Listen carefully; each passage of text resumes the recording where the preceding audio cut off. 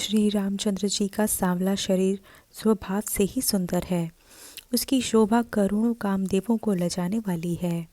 महावर से युक्त चरण कमल बड़े सुहावने लगते हैं, जिन पर मुनियों के मन रूपी भौरे सदा छाए रहते हैं। पवित्र और मनोहर पीली धोती प्रातः काल के सूर्य और बिजली की ज्योति को हरे लेती है। कमर में सुंदर किंकड़ी और कटिसूत्र है। विशाल भुजाओं में सुंदर आभूषण सुशोभित हैं। पीला जनेऊ महान शोभा दे रहा है। हाथ की अंगूठी चित्त को चुरा लेती है। ब्याह के सब साज सजे हुए वे शोभा पा रहे हैं। चौड़ी छाती पर हृदय पर पहनने के सुंदर आभूषण सुशोभित हैं। पीला दुपट्टा खांसा सोती शोभित है, जनेऊ की तरह, जिसके दोनों छोरों पर मणि और मोती लगे हैं। कमल के समान नेत्र सुंदर हैं। कानों में सुंदर कुंडल और मुख तो सारी सुंदरता का जैसे खजाना ही है। सुंदर भौहें और मनोहर नासिका है। ललाट पर तिलक तो सुंदरता का घर ही है, जिसमें मंगलमय मोती और मणि गुथे हुए हैं। ऐसा मनोहर मोर माथे पर सोह रहा है। सुंदर मोर में बहुमूल्य मणियाँ गुथी हुई हैं। सभी अंग चित्त को चुराए लेते हैं। सब नगर की स्त्रियां और देव सुंदरियां दूल्हे को देखकर तिनका तोड़ रही हैं और मणि वस्त्र तथा आभूषण निछावर करके आरती उतार रही हैं और मंगल गान कर रही हैं। देवता फूल बरसा रहे हैं और सूत मगध तथा भाट सुयश सुना रहे हैं। सुहागिन स्त्रियां सुख पाकर कुंवर और कुमारियों को कोहबर में लाई और अत्यंत प्रेम से मंगल गान गीत गा गा कर लौकिक रीति करने लगीं। पार्वती जी श्री रामचंद्र जी को लहकौर सिखाती हैं और सरस्वती जी सीता जी को सिखाती हैं। रनिवास हास विलास के आनंद में मग्न है। श्री राम जी और सीता जी को देख देख कर सभी जन्म का परम फल प्राप्त कर रहे हैं।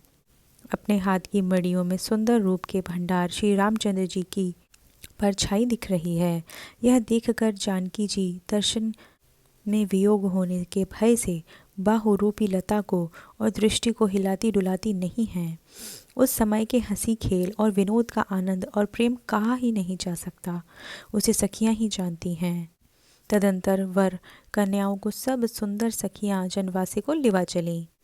उस समय नगर और आकाश में जहाँ सुनिए वहीं आशीर्वाद की ध्वनि सुनाई दे रही है और महान आनंद छाया है। सभी ने प्रसन्न मन से कहा कि सुंदर चारों जोड़ियां चिरंजीवी हों। योगी राज सिद्ध मुनीश्वर और देवताओं ने प्रभु श्री रामचंद्र जी को देखकर दुदुम्भी बजाई और हर्षित होकर फूलों की वर्षा करते हुए तथा जय हो जय हो जय हो कहते हुए वे अपने अपने लोक को चले। तब चारों कुमार बहुओं सहित पिताजी के पास आए। ऐसा मालूम होता था मानो शोभा मंगल और आनंद से भरकर जनवासा उमड़ पड़ा है। फिर बहुत प्रकार की रसोई बनी।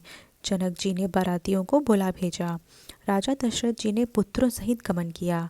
अनुपम वस्त्रों के पावड़े पड़ते जाते हैं। आदर के साथ सबके चरण धोए और सबको यथा योग्य पीढ़ों पर बैठाया। तब जनक जी ने अवधपति दशरथ जी के चरण धोए। उनका शील और स्नेह वर्णन नहीं किया जा सकता। फिर श्री रामचंद्र जी के चरण कमलों को धोया, जो श्री शिव जी के हृदय कमल में छिपे रहते हैं। तीनों भाइयों को श्री रामचंद्र जी के ही समान जानकर जनक जी ने उनके भी चरण अपने हाथों से धोए। राजा जनक जी ने सभी को उचित आसन दिए और सब परसने वालों को बुला लिया। आदर के साथ पत्तलें पड़ने लगीं, जो मड़ियों के पत्तों से सोने की कील लगाकर बनाई गई थीं। चतुर और विनीत रसोइये सुंदर स्वादिष्ट और पवित्र दाल भात और गाय का सुगंधित घी क्षण भर में सबके सामने बरस गए। सब लोग पंचकौर करके अर्थात प्राणाय स्वाहा, अपनाय स्वाहा, व्यानाय स्वाहा, उदानाय स्वाहा और समानाय स्वाहा इन मंत्रों का उच्चारण करते हुए पहले 5 ग्रास लेकर भोजन करने लगे। गाली का गाना सुनकर वे अत्यंत प्रेम मग्न हो गए। अनेकों तरह के अमृत के समान स्वादिष्ट पकवान परसे गए, जिनका बखान नहीं हो सकता। चतुर रसोइये नाना प्रकार के व्यंजन परसने लगे। उनका नाम कौन जानता है। 4 प्रकार के भोजन की विधि कही गई है, अर्थात चर्व्य, चोष्य, लेह, पेय अर्थात चबाकर, चूसकर, चाटकर और पीकर और खाने योग्य भोजन की विधि कही गई है। उनमें से एक एक विधि के इतने पदार्थ बने थे कि जिनका वर्णन किया ही नहीं जा सकता। 6 रसों के बहुत तरह के स्वादिष्ट व्यंजन बने हैं। एक एक रस के अगिनती प्रकार के बने हैं। भोजन करते समय पुरुष और स्त्रियों के नाम ले लेकर स्त्रियां मधुर ध्वनि से गाली दे रही हैं। समय की सुहावनी गाली शोभित हो रही है। उसे सुनकर समाज सहित राजा दशरथ जी हंस रहे हैं। इस रीति से सभी ने भोजन किया और सबको आदर सहित आचमन दिया गया, अर्थात हाथ मुंह धोने के लिए जल। फिर पान देकर जनक जी ने समाज सहित दशरथ जी का पूजन किया। सब राजाओं के सिर मोर श्री दशरथ जी प्रसन्न होकर जनवासी को चले। जनकपुर में नित्य नए मंगल हो रहे हैं। दिन और रात पल के समान बीत जाते हैं। बड़े सवेरे राजाओं के मुकुटमणि दशरथ जी जागे। याचक उनके गुण समूह का गान करने लगे। चारों कुमारों को सुंदर बहुओं सहित देखकर उनके मन में जितना आनंद है वह किस प्रकार कहा जा सकता है। वह प्रातः क्रिया करके गुरु वशिष्ठ जी के पास गए। उनके मन में महान आनंद और प्रेम भरा है। राजा प्रणाम और पूजन करके फिर हाथ जोड़कर मानो अमृत में डुबोई हुई वाणी बोले, हे मुनिराज सुनिए, आपकी कृपा से आज मैं पूर्ण काम हो गया। हे स्वामिन, अब सब ब्राह्मणों को बुलाकर उनको सब तरह से सजी हुई गायें दीजिए। यह सुनकर गुरु जी ने राजा की बड़ाई करके फिर मुनिगणों को बुलवा भेजा। तब वामदेव, देवऋषि नारद, वाल्मीकि जी, जाबाली जी और विश्वामित्र जी आदि तपस्वी श्रेष्ठ मुनियों के समूह आए। राजा ने सबको दंडवत प्रणाम किया और प्रेम सहित पूजन करके उन्हें उत्तम आसन दिए। 4 लाख उत्तम गाय मंगवाई जो कामधेनु के समान अच्छे स्वभाव वाली और सुहावनी थीं। उन सबको सब प्रकार से सजाकर राजा ने प्रसन्न होकर भूदेव ब्राह्मणों को दिए। राजा बहुत तरह से विनती कर रहे हैं कि जगत में मैंने आज ही जीने का लाभ पाया। ब्राह्मणों से आशीर्वाद पाकर राजा आनंदित हुए। फिर याचकों के समूह को बुलवा लिया और सबको उनकी रुचि पूछकर सोना, वस्त्र, मणि, घोड़े, हाथी, रथ जिसने जो चाहा वो सूर्य कुल को आनंदित करने वाले दशरथ जी ने दिए। वे सब गुणानुवाद गाते और सूर्य कुल के स्वामी की जय हो जय हो जय हो करते हुए चले। इस प्रकार श्री रामचंद्र जी के विवाह का उत्सव हुआ। जिन्हें सहस्र मुख हैं, विशेष जी भी उसका वर्णन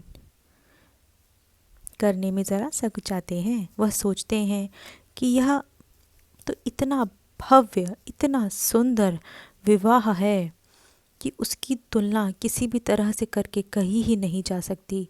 आखिर कैसे इतनी सुंदरता का वर्णन किया जाए। बार बार विश्वामित्र जी के चरणों में सिर नवाकर राजा कहते हैं, हे मुनिराज, यह सब सुख आपकी ही कृपा कटाक्ष का प्रसाद है। राजा दशरथ जी जनक जी के स्नेहशील, करनी और ऐश्वर्य की सब प्रकार से सराहना करते हैं। प्रतिदिन सवेरे उठकर अयोध्या नरेश विदा मांगते हैं, पर जनक जी उन्हें प्रेम से रख लेते हैं। आदर नित्य नया बढ़ता जाता है। प्रतिदिन हजारों प्रकार से मेहमानी होती है। नगर में नित्य नया आनंद और उत्साह रहता है। दशरथ जी का जाना किसी को नहीं सुहाता। इस प्रकार बहुत दिन बीत गए।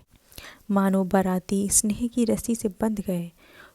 तब विश्वामित्र जी और शतानंद जी ने जाकर राजा जनक जी को समझाकर कहा, यद्यपि आप स्नेह के वश में हैं, पर अब दशरथ जी को आज्ञा दीजिए। हे नाथ, बहुत अच्छा कहकर जनक जी ने मंत्रियों को बुलवाया। वे आए और जय जीव कहकर उन्हें मस्तक नवाया। जनक जी ने कहा, अयोध्या नाथ अब चलना चाहते हैं, भीतर खबर दो। यह सुनकर मंत्री, ब्राह्मण, सभासद और राजा जनक भी प्रेम के वश हो गए। जनकपुर वासियों ने सुना कि बारात जाएगी, तब वे व्याकुल होकर एक दूसरे से बात पूछने लगे। जाना सत्य है, यह सुनकर सब ऐसे उदास हो गए मानो संध्या के समय कमल सकुचा गया हो। आते समय जहाँ जहाँ बारात ठहरी थी वहाँ वहाँ बहुत प्रकार का सीधा रसोई का सामान भेजा गया। अनेकों प्रकार के मेवे, पकवान, भोजन की सामग्री जो बखानी नहीं कही जा सकती भेजी गई। अनगिनत बैलों और कहारों पर भर भर कर भेजी गई। साथ ही जनक जी ने अनेकों सुंदर शैयाएँ अर्थात पलंग भेजे। 1 लाख घोड़े और 25,000 रथ, सब नख से शिखा तक सजाए हुए। 10,000 सजे हुए मतवाले हाथी, जिन्हें देखकर दिशाओं के हाथी भी लजा जाते हैं। गाड़ियों में भर भर कर सोना, वस्त्र, रत्न, भैंस, गाय तथा नाना प्रकार की चीज़ें भी थीं।